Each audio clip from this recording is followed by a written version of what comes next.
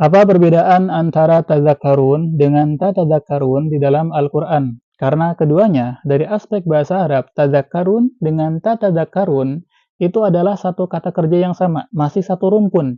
Jadi, mimbabil jais, kita bisa memilih menggunakan tadzakarun atau tatadzakarun, itu sama saja, boleh-boleh saja.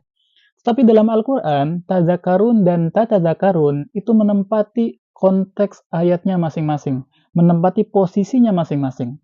Jadi dalam Al-Quran, hinama yuhdhafu minal fi'li liddalalah ala anna al-hadath aqallu mimma lam yuhdhaf. Yani idha hadhafna ma'anna zaman, hadzal mahdhuf aqsar.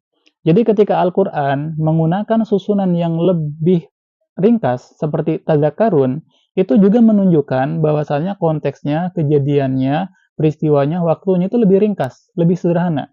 Tapi ketika Al-Quran menggunakan yang lengkap, tatadzakkarun, itu menunjukkan konteks peristiwa terjadinya waktunya itu lebih panjang, lebih kompleks. Contoh, dalam ayat Al-Quran disebutkan, Mathalul fariqaini kal a'ma wal asam wal basiri was sami hal yastawiyani mathala afala tadzakkarun.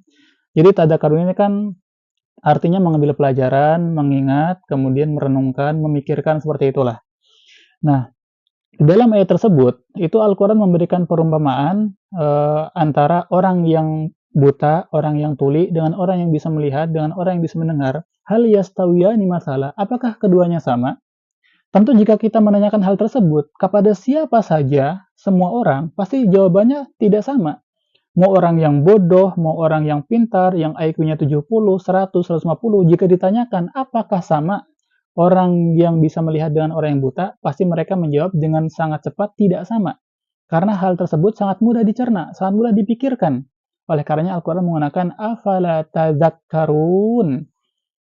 Afala tadzakkarun, apakah kalian tidak mengambil pelajaran? Artinya sangat mudah hal tersebut itu. Nah, oleh karenanya Al-Quran menggunakan afala tadzakkarun yang lebih singkat. Berbeda di ayat lain disebutkan, وَمَا يَسْتَوِي الْأَعْمَى وَالْبَصِيرُ وَالَّذِينَ آمَنُوا وَعَمِلُوا الصَّالِحَاتِ وَلَا الْمُسِيءُ قَلِيلًا مَا تَتَذَكَّرُونَ. Ayat tersebut itu menyatakan tidak sama antara orang yang buta dan orang yang bisa melihat. Juga tidak sama orang yang beriman, orang yang beramal soleh dengan orang yang berbuat buruk. Jadi di dalam ayat tersebut tidak hanya membahas tentang buta atau bisa melihat, tapi lebih lagi membahas orang beriman, orang yang beramal soleh dengan orang kafir dan orang yang berbuat buruk. Jadi ayat ini lebih kompleks, lebih panjang ya. Jadi ayat ini terusan dari ayat sebelumnya yang membahas orang-orang kafir itu membantah ayat-ayat Allah. Bahkan orang-orang kafir itu selalu merasa lebih baik daripada orang-orang beriman. Padahal orang beriman itu justru lebih baik daripada orang-orang kafir, tapi orang-orang kafir berpikiran berbeda. Ya, jadi antara keimanan dan kekafiran ini adalah satu konteks permasalahan yang panjang, membutuhkan perenungan. Sehingga ketika Rasulullah mengajak pada keimanan, kepada amal baik, itu butuh waktu bertahun-tahun. Kan seperti itu. Jadi antara kekafiran dan keimanan, ini pembahasannya lebih panjang, perenungannya harus panjang. Orang-orang yang tadinya kafir kemudian beriman, mereka butuh bertahun-tahun untuk menyadari hal tersebut. Oleh karenanya, qalilam ma tatadzakkarun, ya. Kenapa tatadzakkarun? Ya karena butuh proses yang panjang, perenungan yang panjang. Oleh karenanya, qalilam ma tatadzakkarun. Ya, sedikit sekali ya di antara kalian yang mengambil pelajaran. Karena hal tersebut memang butuh perenungan yang panjang.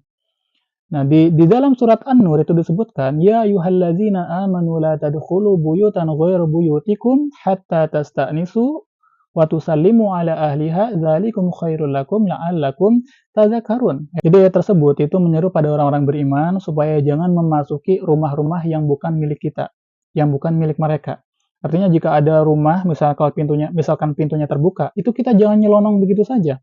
Kita jangan masuk sampai diizinkan masuk oleh pemiliknya.